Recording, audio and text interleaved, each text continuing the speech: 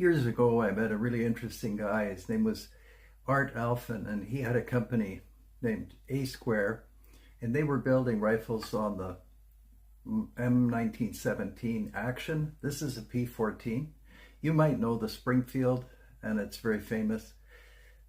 Actually, more 1917 Actions were used than Springfields. This is the British version, so this is in 303 British. The M1917 was a 30-06, and they're Mauser derivatives like most bolt actions.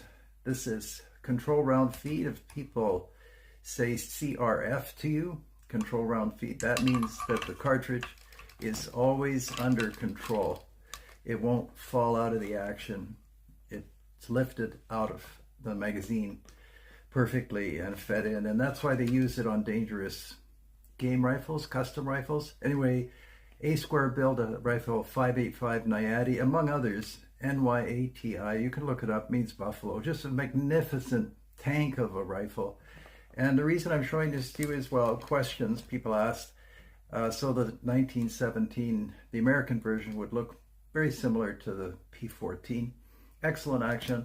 Then the war ended. These are all kind of First World War rifles, military rifles. And then when the war ended, Remington didn't have a bolt action rifle. This might interest you. This is the Remington Express, and it is actually that action that I just showed you, but the 1917 version. Of course, there are no ears on it like you saw on the action before. And the Express lasted for a long time. So if you're used to seeing a Remington 700 or 725, 721, long before that was the Model 30 Express. And it's a cock on opening. It flies back. It's not well lubricated.